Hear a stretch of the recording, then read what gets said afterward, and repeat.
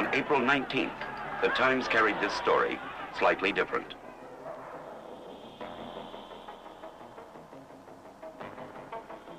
The defendants, 4 youths and a man, were involved in a free-for-all on Friday afternoon after they allegedly overturned a fruit stand at 368 Lenox Avenue, near 128th Street.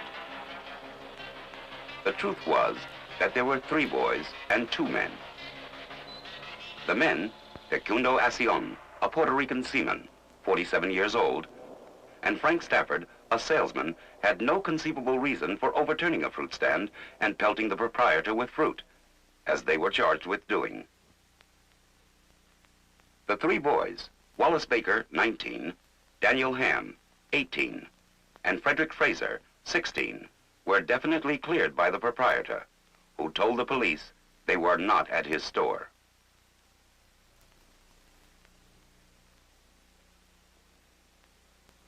The story reported in the New York Times of May 6, 1964, attributing to a researcher of Harlem Youth Opportunities Unlimited information indicating the existence of a Harlem gang or gangs indoctrinated and trained by dissident black Muslims and dedicated to organized anti-white activity has no basis in fact.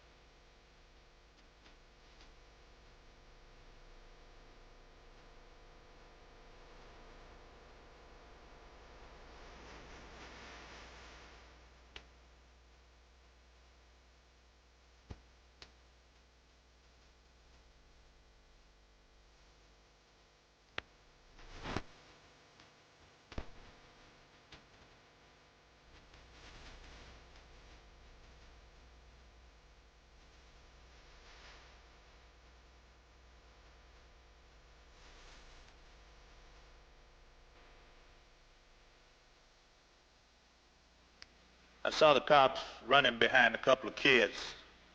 They snatched at one of the kids and reached and grabbed at the other. So the kids were trying to find out what was going on. So the cops asked why they went and bothered this man's fruit stand. So the kid said, "Listen, I don't know nothing about it." And they started shaking the kid around, smashing him around.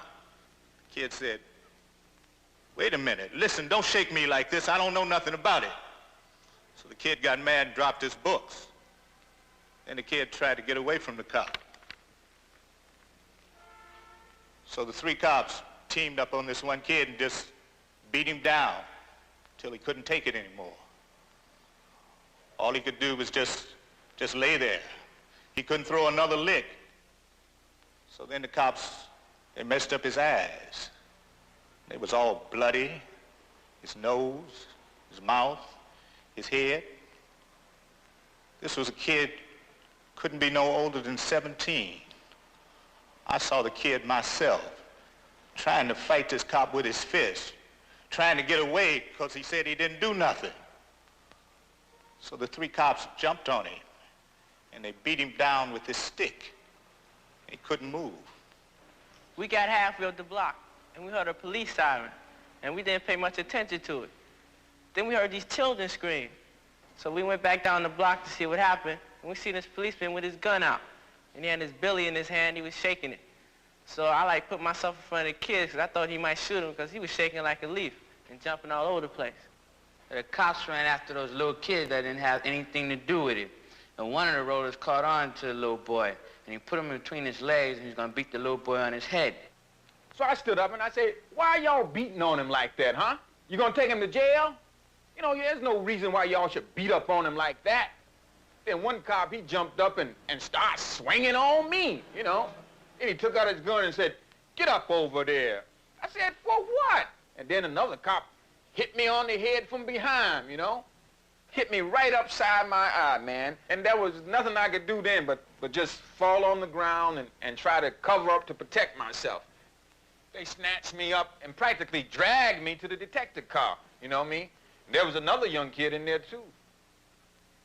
A patrolman, he grabbed me by my neck and he flipped me over. Then he put his knee on my chest and I couldn't move or anything. Then he asked me for my hand and I couldn't give it to him because of the position he had me in. Then he handcuffed me. Then I gave him my other hand. Then he threw me in a police car. Then he took my friend Wallace, who was with me. Then they put me in the car, handcuffed me to Daniel Hand. In the car, they were beating a brother for having his hand on the door, hitting him in the hand with a blackjack. We went to the precinct, and that's where they beat us, for nothing. They took shifts on us, 6 and 12 at a time.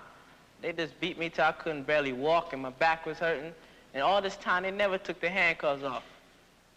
I didn't know anything about it. They didn't even call me. When I saw Danny, he couldn't pull up his pants because he had a blood clot on each of his legs. And they didn't even bother to call me. I went down to the precinct, you know, to see if I could see him. And they told me that they couldn't let me in. And they told me that he's going to be in court later on that night, 9 o'clock. They made everybody, you know, wait out in front of the precinct. See, when I was there was a whole line of policemen just stopping people from going in. And Danny told me that they beat him all night, and then they called in some more ones to beat him. And his hands, you know, looked like they had pins stuck in them.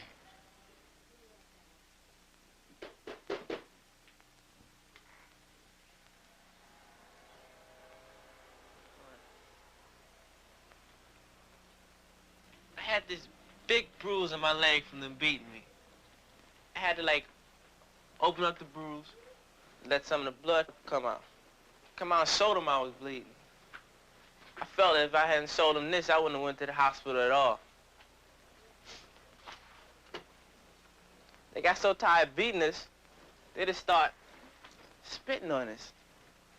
Made us crawl all over the floor like animals, crap like that. How you doing, man? People coming in. You know, they call us cop fighters, you know what I mean? Every cop that came in start hollering, "Oh, you all are the cop fighters, huh?" You know, and start punching me in the chest and the nose and the jaw, all over. You know, when they first started punching on us, they would rest up for a while, you know? Then they would rest up, and they went out, and came back, and started punching us all over again.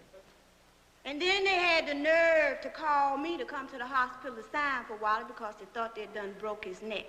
So I rushed in and I asked the colored cop there, could I see him? He said, yeah, go on in. The white one told me to get out. I couldn't see him. You know, I can't describe any of them really, you know, because the only way you can describe a policeman is by his badge. And before they came in, they took off their jackets, you know, and came in and they sweaters, acting like they were going to a gymnasium or something like that, to a sparring match or something, you know. They came in with a bag of oranges, you know, and started throwing them in our faces, saying, "You like fruit, huh? You like fruit? Well, take this and take that," you know. Now, they did that, and here all 5 of us standing with our hand cuffed behind our backs. That went on until about 4:30 maybe. When he got home, Wallace told me they beating on us all night. Every shift go off, one come on. Oh, God, how they stepped on the hands, handcuffs behind the back. I'm telling you, people wouldn't believe it. But I could just look at him and tell practically all what happened to him. He still got the blood clots on his legs, and they never did tell me the charges on him. When Danny got home, he didn't even cry. He just tried to pull up his pants, you know, to show me the bruises, but the clots. But he could only get his pants about that high, because the legs were swollen so bad. And he had a Red Cross plaster on his back, and his back was all bruised, you know, his legs. And there was no one I could think to go to. know, I saw the blood and, those blood clots, and I saw the bruises, and well, I just couldn't believe that, you know, police would do something like that to somebody, you know. I just couldn't accept it. I can believe it. Day is the law, and the law is always right. You can stand up, and they can shoot you down, because they's in the right and you's in the wrong. They don't have to have no reason. And so the long, hot summer began. The summer of promise. The summer of final liberation. But the jailhouse beating went on just the same. Just the same as last summer. And the summer before. 10, 20, 30 summers before. Nothing seemed to be changing. Except perhaps it was worse. Now they were beating openly in the street. In the full glare of day. Without pity. Without shame under the sun. Let the talk accumulate on tapes. It has the ring of truth. But the pain I'd suffered, I couldn't suffer no more. I mean, I was already hurt. So when they started beating up on me the second time, I just told the policeman, I said, y'all might as well go on and kill me. So after about 3 hours or 4, they put us in a patrol car. So they took me on down to Bellevue, you know. And the doctor down there said that you must be in good shape to take the whipping that you took and not be in no pain down here. So they started giving me needles and stuff like that so they could knock me out and then try and give me an operation to save the eye. So they laid me down there for 14 long days after the operation trying to save the eye. So on the 14th day, the doctor came in, he said, we can't wait any longer because the other eye might become infected. So on May the 2nd, that's when they gave me the second operation to remove the eye.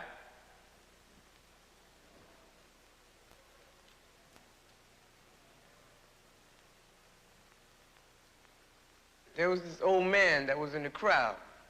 Now, when he saw them beating Frank, he tapped the cop on the shoulder and asked him what was he doing. And they turned around and whipped that old man down into the ground.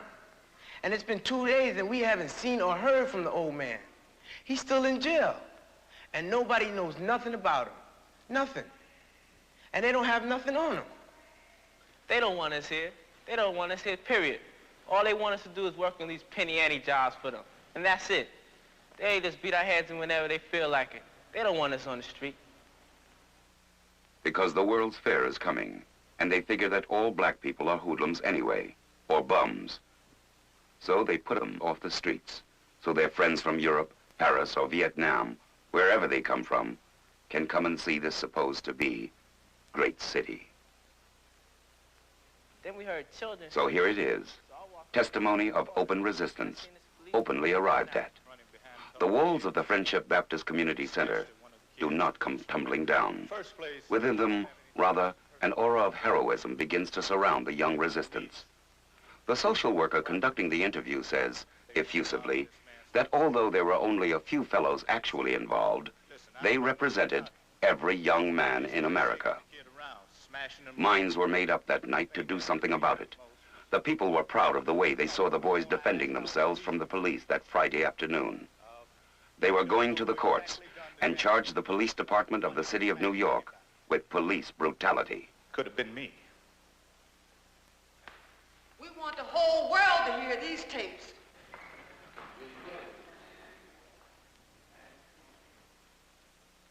The visitors from abroad who rode through the streets of Harlem would be affronted and made cynical by its poverty, while on their way to the great celebration, the crowning monument, the benchmark and the showcase of our business civilization, the World's Fair of 1964.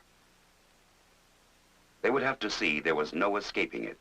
The rotting houses, the uncollected filth, the scenes of turbulence rising from a frustrated humanity, unable to escape from constriction and squalor. And when visitors would ask for an explanation of this sickness, in the very shadows of the strong towers of steel, glass, and light, lifting their arrogant apostrophes of power, they would have to be told that this was a long, long sickness. It was a plague that brought to people, because they were black, a life in which 50% of them lived in houses which could be officially condemned as unfit for human habitation, in which mothers and fathers stayed up all night to keep the rats from eating their babies, which operated on the minds of the children with such stultification and hopelessness that they found no healthy, no aspiring incentive for the use of their minds, in which 6 times as many people are murdered than anywhere else in this great city, and twice as many babies die at birth. And for a palliative, the greatest traffic, the most successful business in narcotics in the world is carried on. Well, he'd have a special drawer in his dresser where he kept pigeon food. You know, sometimes you go in this room and you hear this, cheep, cheep, cheep, cheep. And there'd be a sick pigeon under the bed. One time, they went so far, you know, as to get a burglar alarm for their pigeons because the kids were stealing them. And so they had to get the money and go buy them back. And that's what happened when we give them their allowance. You know, one time they said, oh, God, man, hey, Mom, I'm so hungry, you know. And I said, what you do with your lunch money? They said, well, and then they tell me, well, we had to go buy some more pigeons. Well, one day, you know, the kids was up there on the roof with the pigeons, and 2 carloads of detectives came, and don't you know, they pulled their guns on those kids and searched them and told them they were going to take them down to the precinct. But one of the kids said to me, well, if you go with us, and we'll go to the police station. So I said, no, you just wait right here, and let me go down, let me find out what's happening, what's wrong here. I think they just didn't expect those kids to just speak out for themselves like that, stand up and say that they didn't do nothing, they wasn't going down to no precinct. I know my nephew told me, he said, he told one of the cops, he said, why don't you let Danny talk, why don't you let him explain? And so they talked, the kids did, and they told the police that they hadn't done anything, and they wasn't going to get in any police car, and they wasn't going to the police station, and they didn't go either. I mean, the police here in Harlem think that the rooftops are guerrilla outposts, and they keep them under constant surveillance. I mean, any activity going on up there, they might shoot on sight and be prepared to move in and mop up any evidence of any organized movement being carried on up there, regardless of how innocent. You know, the police would rather have them kids, you know, down on the street than up there on the roof, you know, where they're out of trouble, out of danger. They ain't doing anything up on that roof, just they're having fun, just taking care of those pigeons, staying out of trouble. Less than 10 days later, Danny Ham's mother learned that her boy, with the wounds still aching and bleeding on his legs, was in the jailhouse again, or better known as the meat grinder. He had left his house about 7:15 in the evening, on his way to meet the lawyer who was representing him in the fruit stand case. And after a while, you hear this knock on the door, bang, bang, bang, bang, bang. So I said, yes, who is it? He said, the detective. I opened the door after he said, a detective. And he said, are you Danny's mother? And I said, yes. He said, well, I am taking him down for questioning. I said, you taking him down for questioning? What for? And he didn't say nothing. He just turned around, went on down the steps, started on down the steps. So I called up and I said, well, what precinct you taking him to? And he still didn't answer me. He just kept on walking down the steps. So Wallace said, he was coming in the house at the time. He seen the policeman coming in the house. I asked him why he didn't come in. He said because of the way they done beat him, night of April 17th. Said he didn't know what they wanted to do to him. But he knowed he hadn't did nothing.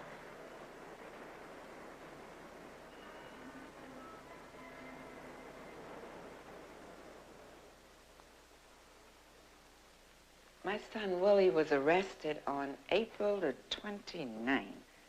My friend's daughter was at the house, and she didn't have cab fare to get home, and Lord knows I didn't have nothing to give her.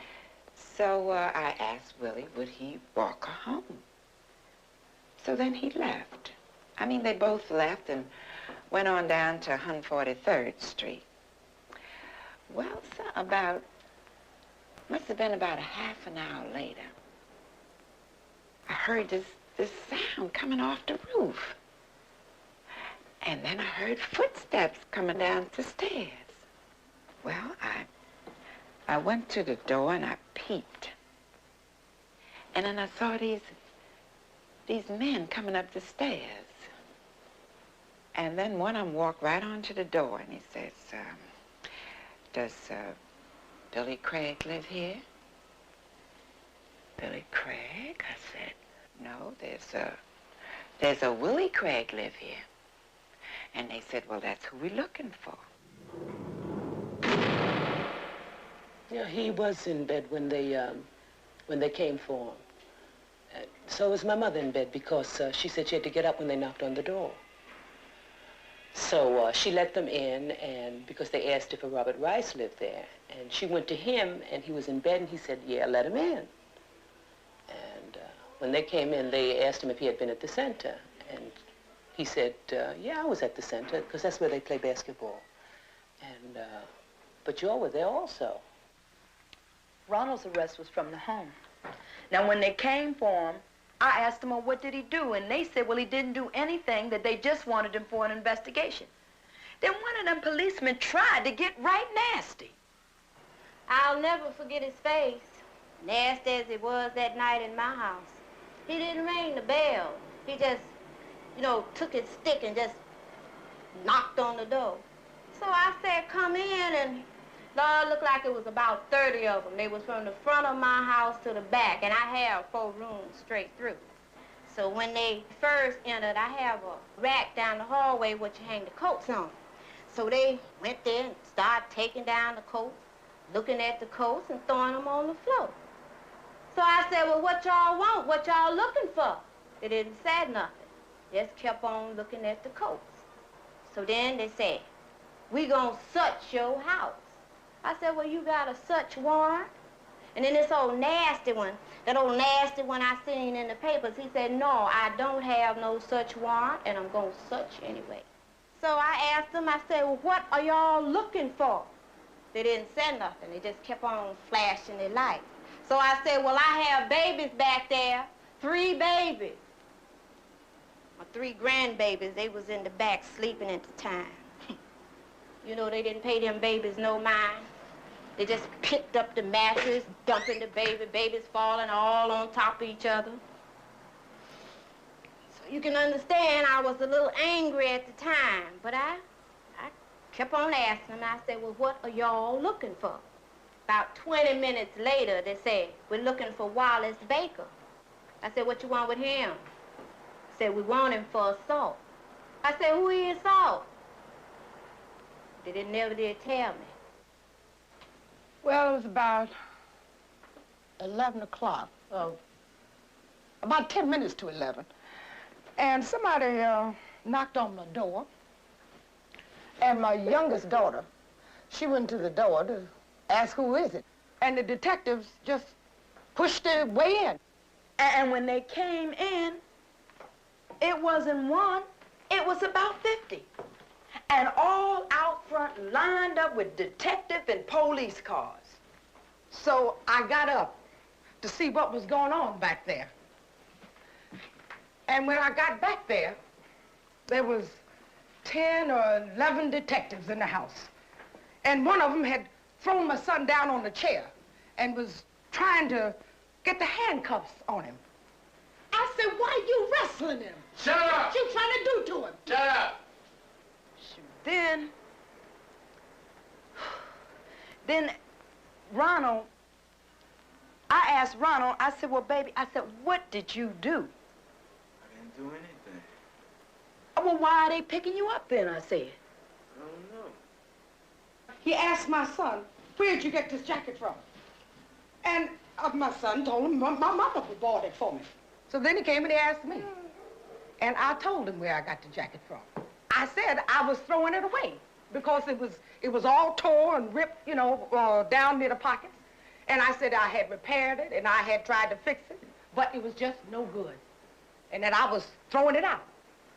Well, by that time, they had gotten the handcuffs on him, and they said they was gonna take him down. So I went on and I got dressed. And they had taken him on downstairs. And about 45 minutes later, one of them came back and he said, "We got him." Well, I was on my way up to the front part of the house, and I turned around. And I came back and I said, "You got who? You got Willie?" And he said, "Yes, we got him."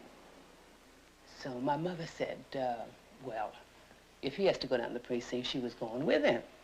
And they said to her, "You don't have to go." So she said, "Well, if he goes, I'm going."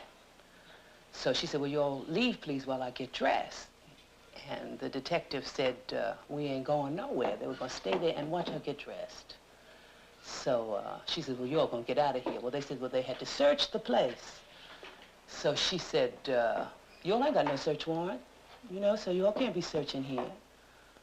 So then they left, and she got dressed. And then she said that when they went outside, there was 3 carloads of detectives. 3. And when we get downstairs, they said that the children must go in one car and me in another. So I asked him, I said, "Well, where are the children going?" So he said, "Well, they're going in this car." I said, "Well, if they go here, I go." So the detective, he said no. I said, "Man, don't tell me that." I said, "Don't tell me that. Because if they die, we all 3 die together tonight."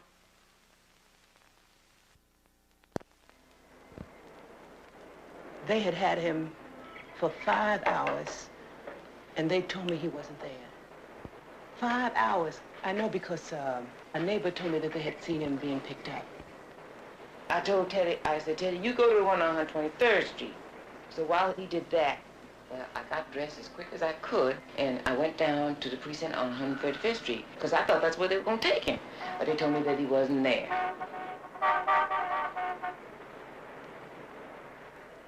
So I had to go over to 7th Avenue and get a taxi on up to the precinct. But while they was in the car, my son told me, they said, "Now you just act smart. We got you. Now you just act smart." Oh, about 20 minutes later, Teddy came home and he said, "Well, they didn't have him at the 123rd Street precinct." And I told him they didn't have him at the 135th Street precinct. And he told me that they told him that if he didn't get away from there, they was going to arrest him too. The policeman who had arrested him, he wouldn't say anything to me. He told some other detective to come and tell me what had happened. And this detective, he said if someone had assaulted you, wouldn't you want to find out what happened? But they said they wouldn't tell me assault on who, what, where, or anything else. So, well, so I said to Teddy, I said, "Come on, let's you and me go out here to the courthouse, and maybe we can find out what happened if we go there." So that's what we decided to do, because see, they didn't call me for the fruit ride. They didn't call me for that. So, and I said to myself, they're going to probably not going to call me again for this thing. I kept asking if I could see him, and they wouldn't let me see him. They wouldn't let my husband or I go upstairs to the detective department to find out anything. They just would not let me see him for 5 hours. No one came down to us until about 1 o'clock. When I looked at the boy, I mean, I couldn't tell he had been beaten, you know. All I could tell was he was real nervous because he was just tripping all over. I remember that. And so I asked the judge, I said, I'd like to speak to the boy in the court, you know. But the judge refused permission for any of us to talk to the boys. And, you know, I didn't find out what happened until I went to 275 at Atlantic Avenue, Brooklyn, you know, when I went to that jail. I stayed there until about 6 o'clock. And then one of the colored detectives came up to me and he said, Miss Thomas, why don't you go home, get some rest? So you can be fresh in the morning when you come to court. Things begin to emerge. Coats. Old coats. They are looking for old coats. There has been a murder that day in a second-hand clothing store. The account of it in the New York Times, May 1st. Quote, a group of boys entered the store just before 5 p.m. They took up positions around the shop and began taunting the proprietors. When one of the youths asked to see a suit, Mrs. Sugar replied they had none in his size.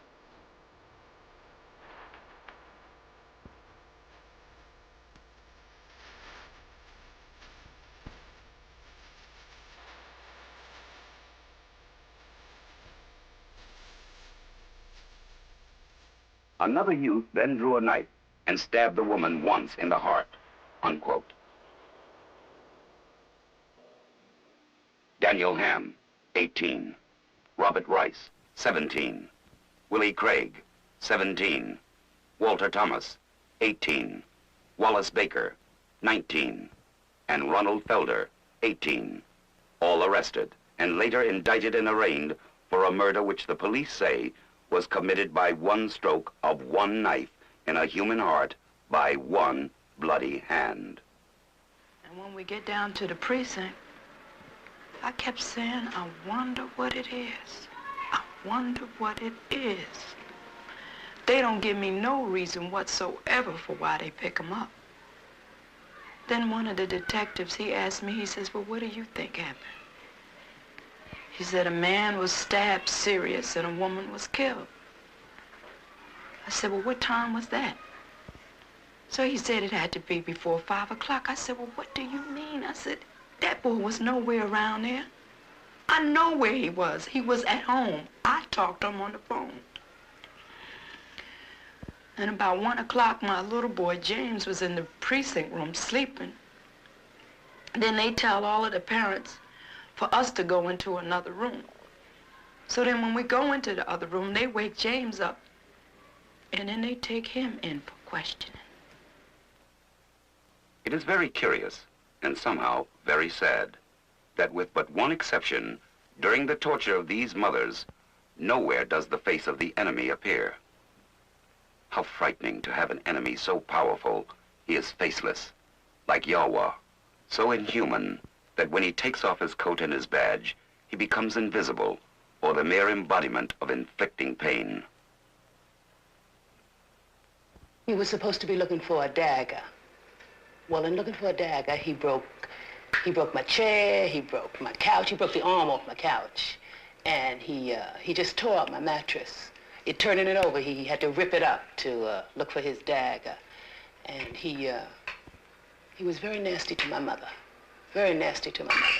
And then he wanted to tear down some boards that had been up there for 20 years, looking through Robert's clothes. And he said, well, where did Robert get all these clothes? And my mother just told him that my husband and I worked. Well, you know, he took down all those clothes and he just stepped on them looking for his evidence.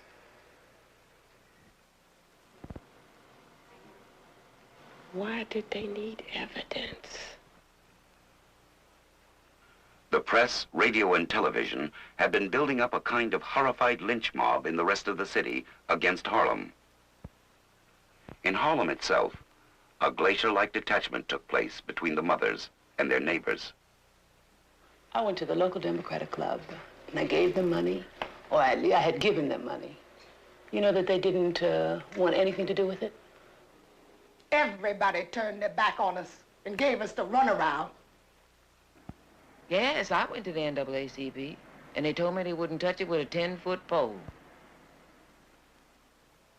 Riding the subways to visit their boys in the Brooklyn prison, the mothers saw in every newspaper the hard, bloody rain of invective and accusation falling on the heads of their sons. and the police still kept their heavy hand on them, applying the same pressures of repression, pursuit, and duplicity to the younger children. We was sitting on a stoop one day, and little James told me, he said, "Mama, the police came and got me, and they took me someplace downtown. They just came to his school and took him out of his classroom and took him downtown. Kept him downtown from 12 to 4. Then they asked him,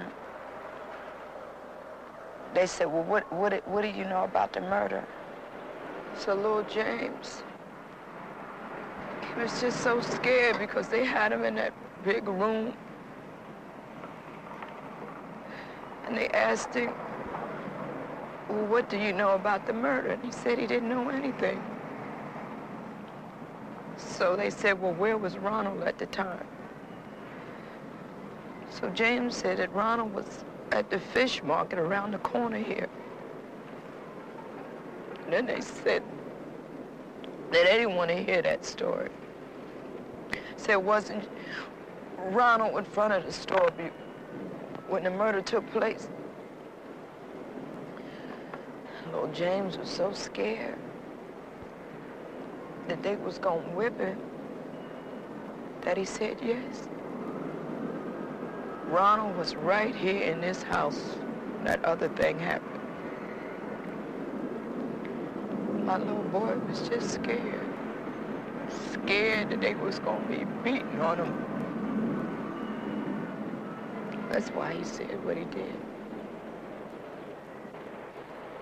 The mothers of Harlem stand accused of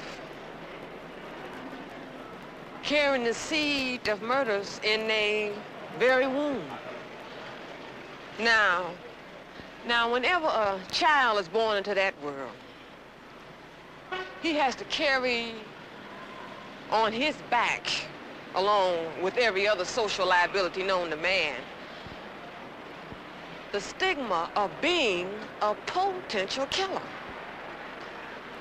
An instinctive killer of whites because they're whites. A killer because he's black. The New York police force, after sending in secret hordes of plainclothesmen disguised as drug addicts, winos, street cleaners, salesmen, window cleaners, and taxi drivers, and sitting interminably at every corner in unmarked cars, were unable to turn up any evidence whatsoever of a Blood Brotherhood murder gang. Harlem had wall-to-wall cops. These, unlike the Blood Brothers, quite visibly exist. They are organized into a tactical police force of some 20,000 men, which seems to have no other purpose than to suppress, harass, and arrest black citizens. It never takes long for the show of force to become the use of force. But why is it that the people of Harlem is always the victims? Huh? The boys are never seen. They are entombed in Brooklyn. I had to show the proper identification to prove that I was his mother before they'd even let me see him. And he was in a cage. And I had to talk to him through bars. Through bars. He said that he didn't know what it was they had charged him for. He didn't know anything about that. And he asked me, could I please get him a lawyer? But you see, he knew that I didn't have money. I just don't have money. So I didn't know where to turn. I didn't know what to do. Docket 1,295. On docket 1,295, the officer being duly sworn states that the defendants acting and together in concert with each other violated section 1897 of the penal law as a misdemeanor. In that at the above-mentioned time and place, the defendants were in police custody on an unrelated police charge. In the case of all 6 boys, One lawyer, after the arraignment, had signed a notice of appearance for all of these boys. This meant he would be appointed by the court to defend all of them, and as counsel for indigent defendants, and be paid $2,500 per boy. This one lawyer, then, has the power to prevent all other lawyers from seeing the prisoners, even though the prisoners would like to see their own lawyers. Well, I didn't think this was a good thing. And the reason I didn't think this was a good thing was because I had a friend, and she was in the same position. The lawyer just sat there, didn't get up one time and say something in defense of her boys. Just sat there. And I was in the court when it happened. And so by them appointing me legal aid, I thought the same thing was going to happen to me, and that's the reason I didn't want no legal aid. When we finally went to court, the judge called me up to the bench, and then he called my husband up to the bench. And he said, I think you all would save money if you used a court-appointed lawyer, a public defender. You shouldn't use your life savings and what have you on this case. You know, we would help you out. And we said no, we really wanted our own lawyer. But he kept saying that you'd save $2,000 or $3,000. And we weren't the only ones that he said this to, because they had said this to Mrs. Craig, because she had her own lawyer too. They just didn't want us to have our own lawyers. They wanted us to have a public defender. Mm-hmm. It was a legal aid lawyer trying to confuse the boys. Like he go to talk to my son Danny. He said, Danny, you might as well confess, because Mrs. Thomas's son said you did it. And then he go to Thomas and he said, Thomas, you might as well confess, because Baker said you did it. And then he go to Baker and he said, you might as well confess, Baker, because Rice said you did it. You know, and so on like that, you know. This was our defense attorney, the legal aid lawyer talking, mind you. We didn't know where to go. We didn't know where to turn. It was only till we came around here to Mr. Lynn, and that was a week or so later, maybe 2 weeks, when Miss Thomas said, I got to find somebody to help these boys. There is a pleasant fiction that the judge, out of compassion for a poor client, will appoint some leading light of the bar to defend him. Nobody really believes this. And in the case of the boys, one lawyer was appointed who fell dead in the courtroom because he was a chronic alcoholic, never seen sober in the courtroom during all his years of practice, and yet appointed by a benign justice to defend the life of an 18-year-old boy. My main argument, Your Honor, is that the practice of the courts in denying to a poor person the right of choice of counsel is that it makes a class discrimination based on money, based on property qualifications. When this distinction is made, it sets up a violation of the 14th Amendment, because it is a denial based upon class distinction of the equal protection of the law. We charge that to deny a poor defendant the right to choose his own counsel is to make a class distinction which makes it impossible for him to have a fair trial. The presiding judge, sitting on the habeas corpus hearing, had been a district attorney for 27 years, had been a hunter against the hunted. He would wave aside citation after citation, saying, I know that, get on, hurry up, acting as though he were engaged in a contest, as if he were on the other end of a ping-pong table, obligated to return every shot, field every challenge, without a moment's hesitation or deliberation. Your Honor, I've been to the prison to see my young client, Willie Craig. He tells me that it is the common practice to beat the prisoners while they're in the jail. They take them on the elevators and stop between the floors, and then they wake them over. This is a common practice in this jail system. They owe us. They owe us a debt all the way back to slavery. And then, another policeman, this time off duty, knocked another black boy to the ground. This time not with a club, but with bullets from his police pistol, pumping a shot into his body as he lay dying. This was on Thursday morning, July 16th, 1964.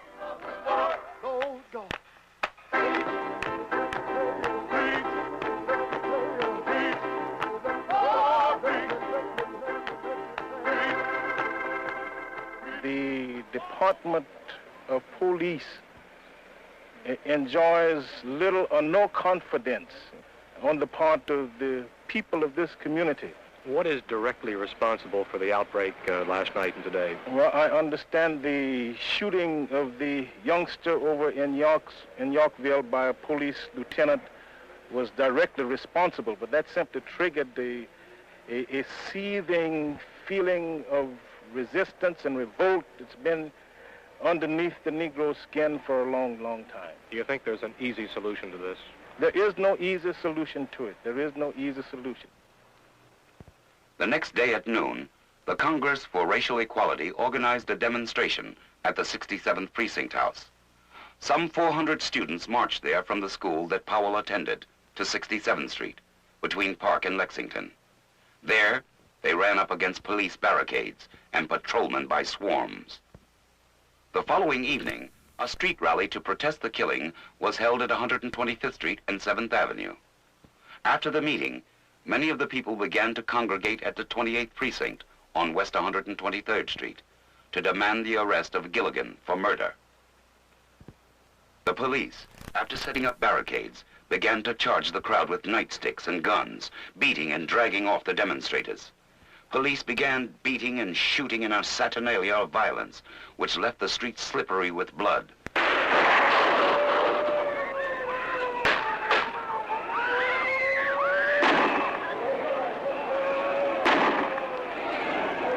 The blood flowed so unrestrainedly, the blood of black people, unarmed, in the home streets, that at Harlem Hospital, sawdust was strewn on the floor because there was no time to mop it up. It was the fruit stand riot again. The tactical police force arrived on the scene, and Harlem was sealed off from outside traffic and its streets from its own citizens. What happened to the boys? After 8 years of fighting in the court, in trials and mistrials, finally in the year 1972, we were able to get 5 of them released. Daniel Ham.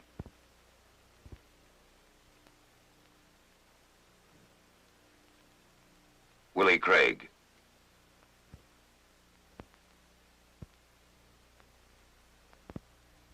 Walter Thomas.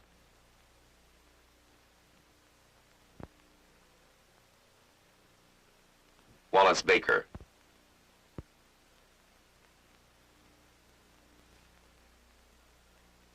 And Ronald Felder. One of them is still in jail, Robert Rice, serving a life term because the confession was beaten out of him. We have his case now in the United States Supreme Court.